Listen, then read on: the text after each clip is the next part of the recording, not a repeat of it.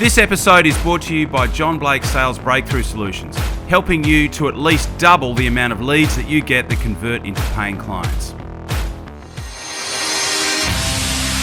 Welcome to the Master Dealmaker's Secrets podcast. And now, here's sales growth strategist, John Blake. Welcome to Master Dealmaker Secrets. I am John Blake. This is episode 155, and today I'm really excited because we are going to be talking to Ben Wolf from Wolf Energy. Ben has been a client of mine now for over 12 months, and his business is a real inspiration. He's a trades-based business, but I think his business and the lessons and the growth curve that he's been on over the last 7 years are certainly a great example for anyone that wants to grow or scale a business. And in terms of his process for having identified his ideal clients, I think that's going to be super useful as well. So we're going to talk to Ben in a minute, but before we do that, if you have got leads in your pipeline, I'm talking about people that you've spoken to, that you have made an offer to, but they haven't converted yet. If you've got those in your pipeline, I've got a particularly valuable resource for you. It's over at johnblakeaudio.com, and in the training, it's a 15-minute audio training. You will learn the precise strategy that I always start brand new clients on to convert as many of their outstanding quotes into paying clients as possible. So not only will you get the audio training, what you're also going to get is the word-for-word script. So exactly what to write in your email, exactly what to write, exactly what to say when you call them on the phone. And probably the biggest question that I get asked is when to call and when to email and how much is too much. So I've worked out the perfect balance on how to actually follow up with somebody in a way that's proactive, in a way that is professional, but in a way that doesn't piss the person off. So it's over at johnblakeaudio.com. Like I said, it's a particularly valuable resource. It is a great way to create a quick cash windfall in your business, and it is over at johnblakeaudio.com. Grab it, use it, and let me know how it goes. I'd love to hear your success story and what you have been able to create business-wise from putting it into practice.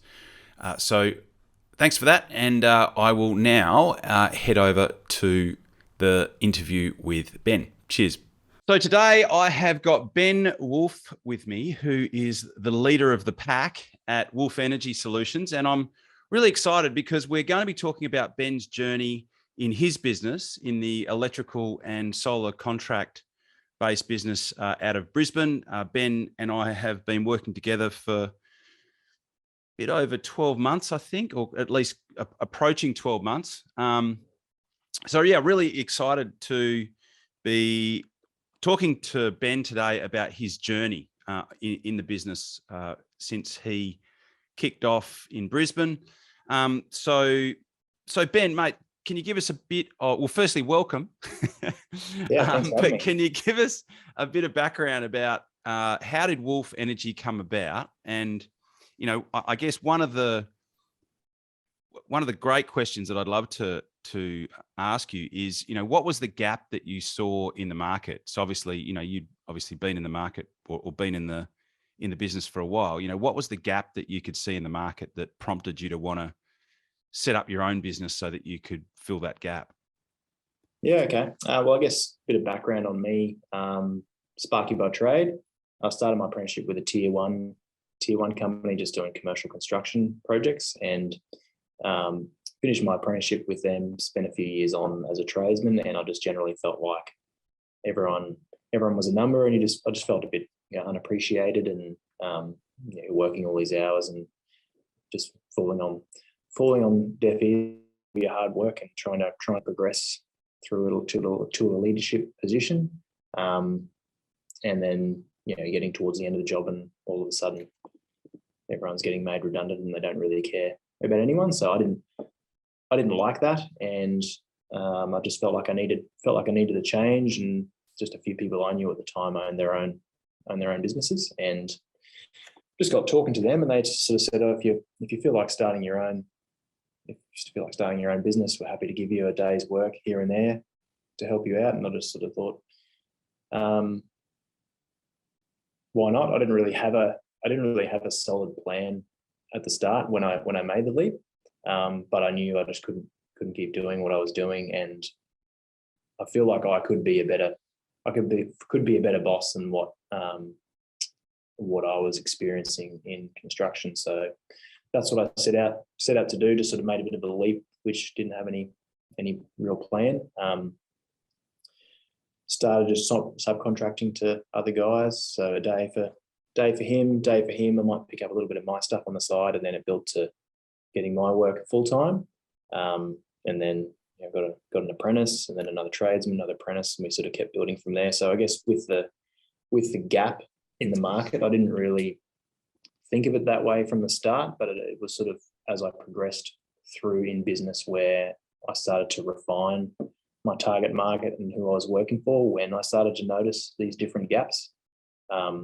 So yeah, I don't think it was till about midway through starting my business where I started to look for the gaps and then try and fill a hole. So one would be being a better manager and leader than what I have had in the past, because I knew how much that didn't inspire me to want to deliver for them, and I knew that if I could appreciate my staff and show appreciation for the work that they're doing, then I could get more out of the workers than they could out of me. And I've always been a big people person, so I like to make everyone feel appreciated and welcomed, and that's sort of how we've built the core culture of our business. So it sounds like from what you're saying, that the main gap that you could see was a cultural one. Yeah. So a lot of the companies that you'd either worked for or had access to, it didn't really seem like there was a very productive or perhaps healthy type culture. So it sounds like that would that have formed one of your philosophies potentially? Yeah, I feel definitely getting to work at 6 o'clock in the morning, walking into the smoko shed, and everyone's just got their head down. Can't wait to get into today. And it's just a miserable place to be. So I didn't want to see that in my own business. And it was something that I'm glad I made that leap and I'll never go back to. So that was one of the big things that I wanted to achieve is culture, definitely. A lot of people who listen to the podcast want to know what we do over at Master Dealmaker Secrets. And effectively what we do is we work with sales professionals and business owners all over the world who are seeing massive increases in their top line sales revenue. So we help business owners and sales professionals to effectively focus on the three key drivers to growing sales revenue in your business. The first one is controlling the message that you send out into the marketplace so that potential clients see and hear and read what you do as an opportunity as opposed to your competitors. The second thing that we do is we help you to create a direct path to the 20% of your ideal clients that will deliver 80% of the revenue. So everyone knows the 80-20 rule. We help you to develop a direct path to the 20% of the people that are going to give you 80% of your sales revenue in your business. And the third thing that we allow you to do, that we create a process for, is for you to be able to double the amount of leads that you get that convert into paying clients. So if this is of interest, we do have an application-only process to become involved in this particular program. And to get to there, all you need to do is to go to www.johnblakescall.com. So it's JOHNBLAKESCALL.com, and there's a couple of questions to answer there, and then what you'll do is get on a quick conversation with me, and I can find out a little bit more about what you've got going on in your business and see potentially whether what you are doing would be a fit for what we could help you with. And at that point, I can extend an invitation if it's a fit, and you can make the choice to come on board or not. So that's the opportunity. That would be the next step if you're looking at how you can take things to the next level. If you're enjoying what you're hearing on the podcast, if you're getting value from it, I invite you to do that, and I will look forward to talking to you. The website is www.johnblakescall.com. Talk to you soon.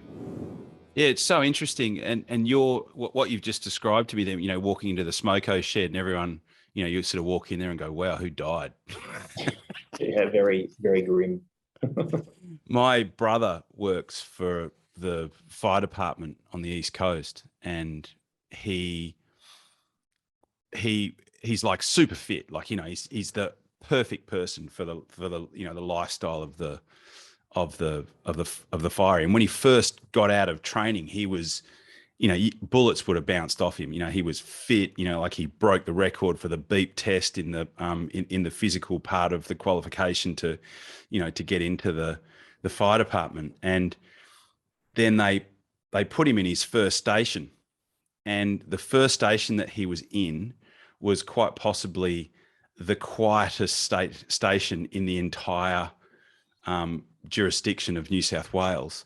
And he said that he would start the shift, and he said that there were other guys in his platoon that would rock up, they would sit down on the couch, turn on the TV, and they would get out of the couch and leave the building when their shift ended.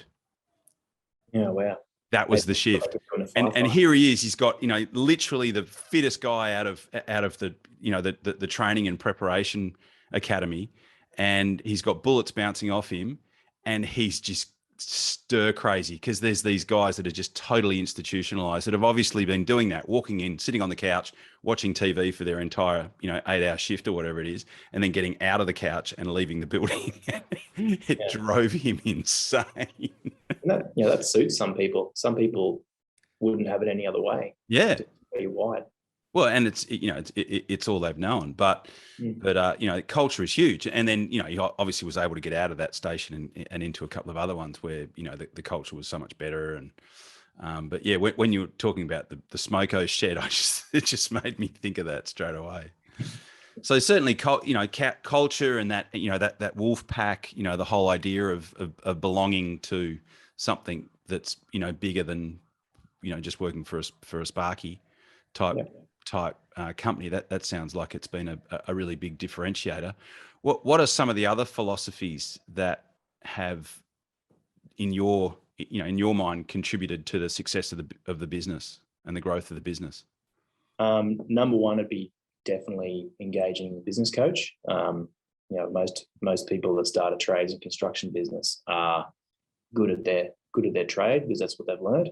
Yep. But when you go into business, it's completely different. So you're trying to work it out as you go. You're on the tools all day. You're trying to work out what all your numbers mean. What's a P&L? Is that a cruise line? I don't know what that means. You're not knowing what.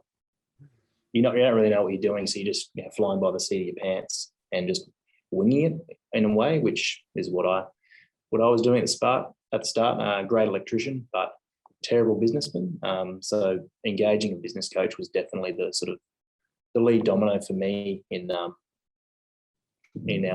sort of business growth journey, I guess you'd call it. And I think no matter what size your business is, I think everyone can benefit from having a business coach and mentor. So it's now been how long since you started? My business or business coaching? No, since you started the business. I started in 2015. So we're coming up to 7 years now. Time flies. Yep. Wow. And so you started off pretty much just you? Yep. Just me. And now how many crew have you got now?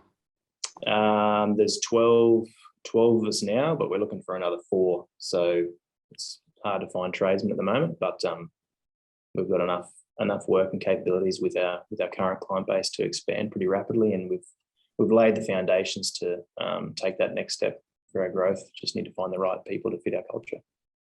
Awesome. So the obviously another philosophy has been getting help in the areas that don't represent your core area of expertise, and that makes so much sense.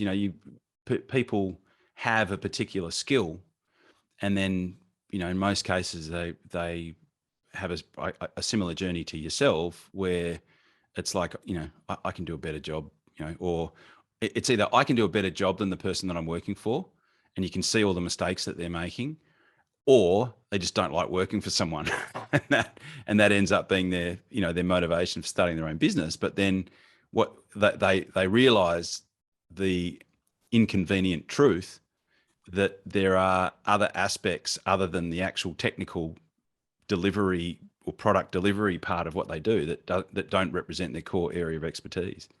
Yeah. So obviously, learning and making sure that you've got help in those areas that don't necessarily come naturally or that you haven't been trained to do, that's obviously another one in addition to the culture. Are there any other philosophies that you believe have contributed to the growth that you've had and the success that you've had? Yes. So off the back of the business coaching is developing the deeper understanding of my numbers. So margins, charge out rates, making sure in the early days quoting a dollar amount that you're not really sure what that really means, blowing out on every job, leading to doing jobs for free. So that was one of the biggest takeaways for me out of business coaching was learning my numbers. Yeah.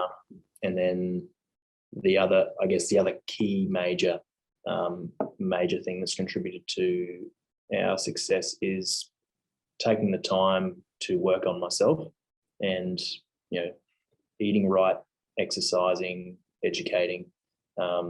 Just for so many years in the early stages, I put all my effort into trying to grow a business, and then just didn't really put any effort into myself. But the performance of the business was a direct reflection on how I felt about myself. So eating takeaway every day, lunch, dinner, breakfast, because he just felt he didn't have time to cook a packed lunch. You'd had to just get something on the way, which all of that just led to this big snowball of feeling tired all the time while working late.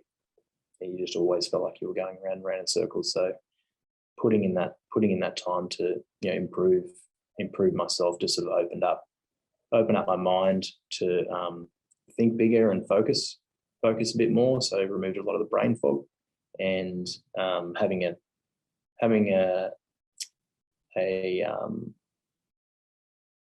partner you can communicate and connect with and really share some of these experiences. So I think that's important too. So a lot of the guys might go home and try and keep it all inside, just to try and protect their partner from some of that sort of stuff that's going on. But I found I benefited a lot more when I really connected and communicated more with my partner about what I was going through, not just in a business sense, but personally as well. So I think those couple of things are sort of the big key contributors for me in that success. Yeah, definitely. My wife has a nutrition clinic, and she talks to so many people that they've just been, burning the candle at both ends, but actually not even burning proper fuel. Not going anywhere. Yeah, they're not actually feeding themselves anything that they can actually burn. So they're literally running on empty, and mentally it's so compromising. And it's not until you actually flick that switch and start eating properly. And we all go through stages where we we don't have the best diet, and we're not getting the right amount of sleep and all the rest of it. But you are so much more vulnerable than what a lot of people believe themselves to be, and they'll just keep going and keep going and keep going.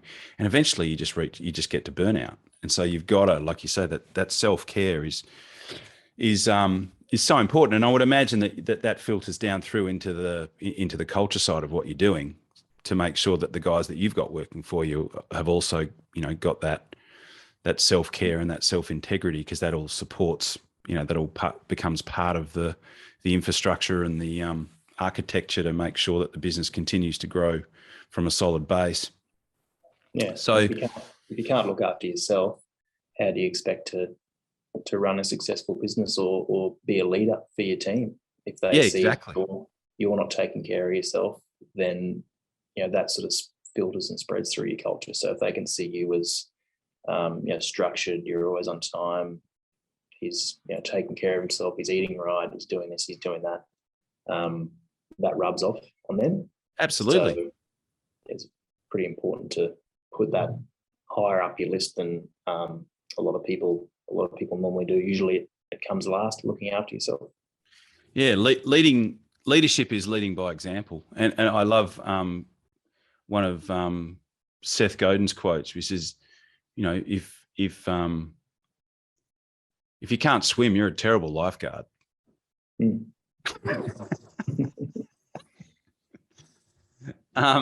Awesome. So what do you think would have been the 2 to 3 biggest obstacles or challenges that you've had in growing to where you are today, and how did you overcome them? I think early on was,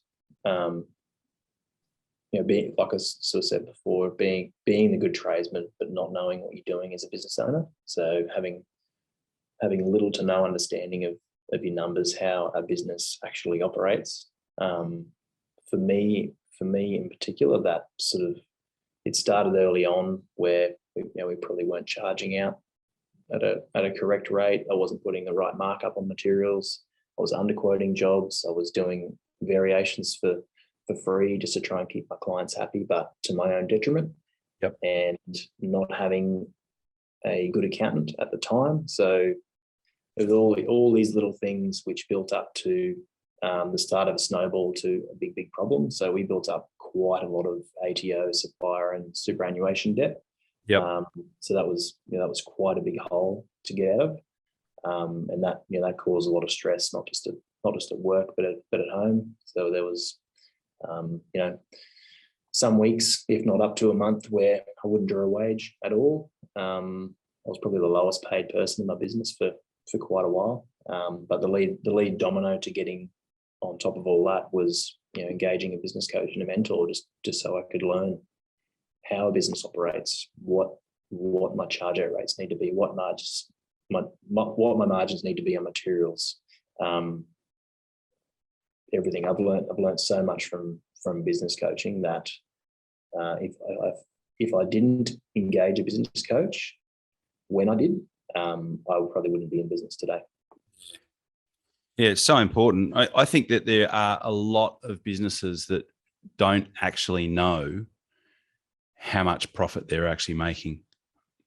As fundamental as that might sound to most people, I encounter it a lot, where I'll say, so, how much is what's your GP on each sale? And a lot of the time you get these looks, like you're eating spiders or something. Yeah. What does that mean? Yeah. What? Yeah. But if you don't understand it, you're not making money, then why are you running a business? You might as well go back on wages. Yeah, that's it. And then the other thing that I often say is, if you're going to go broke, don't go at work. Don't do it working your ass off. Do it sitting on a couch eating potato chips, watching Netflix. Yeah. Much easier ways to do it. Exactly. Or or the other one, no one invented a novel way of going broke. No. So there's only one way. Yeah. More going out than what you've got coming in. Yeah. And unless you monitor that, and unless you can become the steward of that, especially when you get to a point where you've got people that are relying on you, there's a duty of care, to be a good steward of how you're actually managing, cash flow and profit and projections and, all of that stuff, Yeah. But a lot of people either don't think it's important or they don't understand it. So they just ignore it. And, that's a recipe for disaster. Yeah. It's not just your livelihood. It's, all the guys that you're working for, they've got families and kids. So yeah. If you're not looking after your own backyard, that's not just your responsibility. You're looking after or making sure that you can deliver for all of them as well. So that's super important. Yeah, exactly. So in terms of getting clear on, who your ideal client is, and then obviously, getting in front of them and converting. I know that you do a lot of work with insurance builders. Mm-hmm. What have been the 3 biggest things that have made the biggest difference there? Difference in engaging them, or what do you mean? Well, I mean, it's one thing to identify them. Yeah. I mean, and that's a big percentage of it right there, right? So, if you know who your best client is, Yeah. what I find is when I'm working with people and I say, who's your best buyer, if someone doesn't have an answer to that question, my job's a lot harder. But if someone says to me, yes, I know who they are, then that makes, that's like in my experience, at least, that's 70-80% of the work done.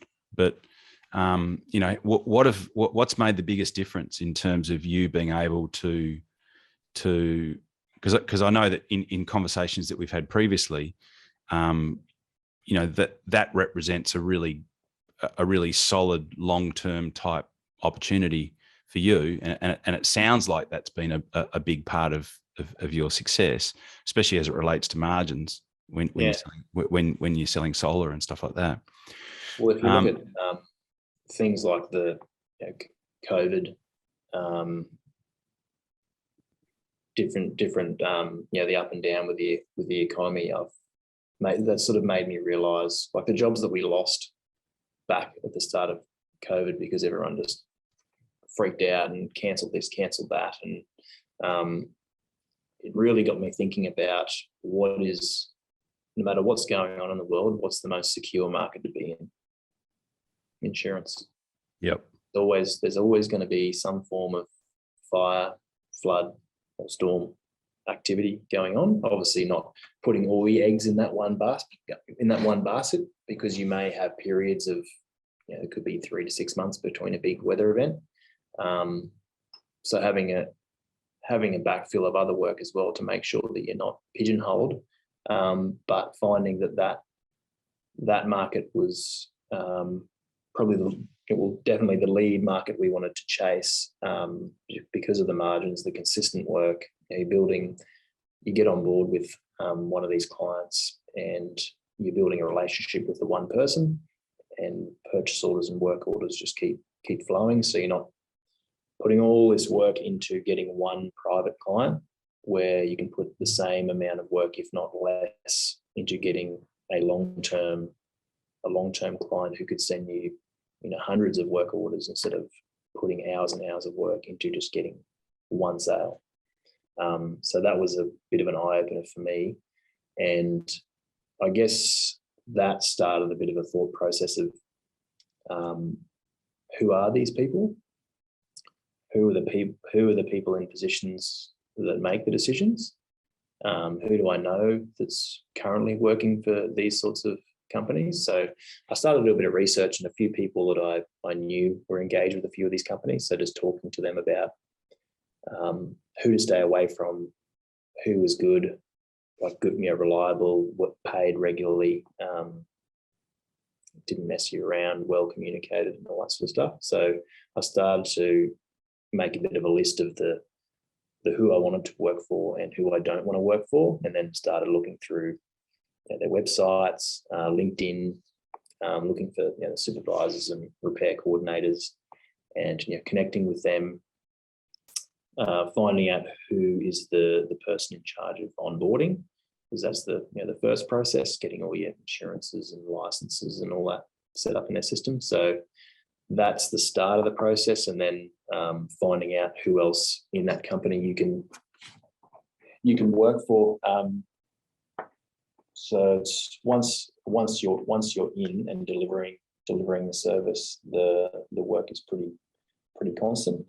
And I found that tailoring my systems and processes to suit those specific clients led to us getting more purchase orders, more of the supervisors, more of the companies, and then it's just a bit of a copy paste for us, because they all have the same problems. They all operate fairly similarly, so it wasn't too hard to work out what their specific pain points were, what their current contractors weren't delivering on, and tailoring our business and our process to suit that, to make their life as easy as possible. And then we've just sort of grown pretty exponentially in the last 12 months, just off the back off the back of that, listening to their specific problem and then answering it with our service.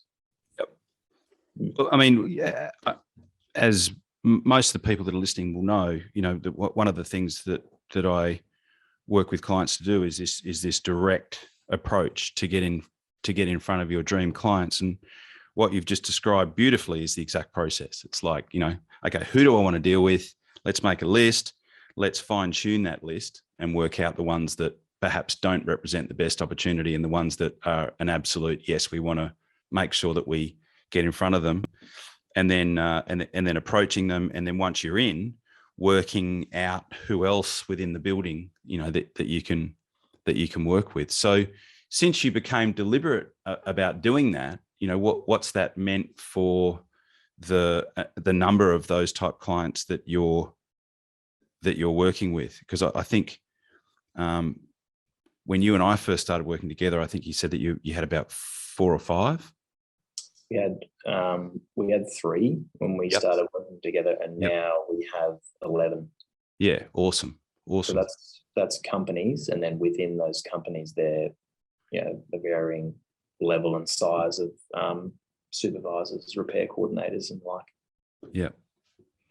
Yeah, because you've just done a brilliant job of doing that, and obviously we've created some collateral that speaks directly to some of those pain points, and it's just been so awesome to see the growth, and to be to see that you're now in a situation where those people are sending you a lot more purchase orders, and you've been able to grow with those target type people, because in the absence of that, it's like, well, who can we help? Well, we can help anyone.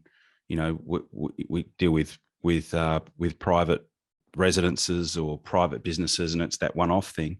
But it's like, who has a front end opportunity and a back end opportunity that we can develop by continuing to deliver great work, which is obviously what you've been able to do as well. It's not just about getting in front of somebody and converting them the one time. It's about service delivery as well. Yeah. If you weren't doing a great job, they wouldn't keep coming back to you. No, account management's just as important as business development. You can put all this work in to get a new client, get them on board, and then 3 months later, something happens unbeknownst to you, and then all of a sudden the purchase orders dry up, and then you just keep chasing the new client, where you just left an opportunity on the table to work out, have I done something wrong here? Which, this has happened to us in the past, where every month I try and touch base with various clients and supervisors, just to see how my management team are performing and how the guys on site are delivering our service. Because I'm not overly involved with all the day-to-day or every single job. So if I can put in a call just to check in, how's things going, you'll find out problems that have occurred, which haven't been big problems, but they've been enough to cause an issue for them to not send you more work. And I've managed to, rebuild and improve a few relationships just off doing that and finding out. Some clients think that we might have been a bit too expensive in some areas, and then just explaining and educating why these certain jobs are a bit more expensive. You cleared the air, and there wasn't a general, they're just raising their prices. It was, okay, actually there is a reason for it. And if I didn't make that call, I wouldn't have got that opportunity to educate them and maintain that relationship. I think the key part of that is account management, but the subset within there is well, what are you managing? Well, you're managing the relationship, because there's nothing worse than we only ever hear from them when they want work, or we only ever hear from them when they want money. So there's managing the relationship and actually showing that you do value the relationship. But then the other thing that you've just touched on there is managing expectation. So the meaning of the communication is the response that you get. So your communication is, well, hey, there's been a, like in a lot of building type companies, there've been unprecedented increases in costs. So, there are situations where people have had to increase their prices by 10 and 20%, and it's like, well, doesn't everyone know that? Isn't everybody experiencing that? Well, the meaning of the communication is the response that you get. So you put your prices up, and the response that you get is that suddenly you don't get any purchase orders for a while. Yeah. So managing that expectation is, hey, look, this is not. It's not like we're just gouging everybody. We can show you the supplier invoices. Yeah. The actual cost of this stuff's gone up. What's that? You can never assume No. what they're thinking. You can need to take all assumption off the table, and then the difference in having a 5-minute conversation with someone can mean tens of thousands of dollars in lost revenue if you didn't have that conversation. Yeah, exactly. So how do people generally respond? Because I would imagine that not many of the other businesses that they might be dealing with would be that consistent or diligent in maintaining that dialogue. What type of response do you get when you continue that open dialogue with people? Generally, they don't. Then they're aware of obviously building materials going up and up, but there's things like stock shortages, or for example, in the solar industry, at the end of the calendar year, when the new calendar year starts, the government rebate on solar panels decreases every year. So that would mean the system is in turn more expensive. So if they're just seeing a 15-20% increase in our stock standard, let's call it 6 kilowatt system, then alarm bells will ring. Why are these guys starting to charge more? They're just pulling our leg. They're just trying to make some more money out of us. They haven't been educated on why that's gone up. So if there's anything like that happening in our marketplace, I always get on the front foot and tell them that this is coming. So there's no shock when it comes to a quote or an invoice. That there's no shock, or there's no assumption made that there's any price gouging going on. There's a reason for it. So I think as long as you explain it, everyone's been pretty open and forthcoming with working with you. Yep. Awesome. So Ben, look, there's certainly some big rocks that you've shared that I think someone who would potentially either be at the starting point of growing a business, perhaps in the same situation as what you were 7 years ago. The things that I've taken note of are the culture piece, which is just massive, and I think even more important in the current environment that we're in, where we've got an unemployment rate of 4%, and it's really difficult to find new people, as you've encountered, and it's even more important to retain good people that are in your organization. So the cultural piece is massive. The self-care piece is even more massive, because there's all sorts of downward pressure on us from I think from a psychological and a mental perspective. There's all sorts of potentially disturbing things that we could be focusing on in our world right now. And I think that self-care piece is massive. And then I think getting the help and the coaching to support you in the areas that you can be upfront with yourself about, that you don't know about but are crucial, like numbers and managing profit and all that sort of stuff. So from our conversation, they're certainly the big rocks. And then of course, getting clear on who your best clients are and making a direct play to them. But is there anything else that you would potentially be wanting to share with either somebody who is in the same situation as you were 7 years ago, or if you were able to get in a time machine and have a conversation with 2014 Ben, is there anything else that you would share? I think for me personally, if I wouldn't change a thing with my journey, because I feel like it has taught me so much. So you needed to go through some of that struggle to learn off the back of it. But I probably would, if I could go back and tell myself something, it would be swallow your pride and be a bit more open about what you're experiencing. Seek help a bit earlier. So any of the guys listening that might be in a similar situation, you might not want to engage a coach or a mentor this early on. You might only just be starting out, but who do you know in the industry that has their own business as well? Can you have a conversation with them, share some common experiences, and don't afraid to be vulnerable. If you're feeling stressed or overwhelmed, tell somebody. Don't swallow your pride and keep it to yourself. A problem shared is a problem halved. So if you can be open and communicate with someone else about how you're feeling and how whatever the stress you might be under in your business or personal life, it's just so much easier to get it out and get an outsider's perspective to help you through it.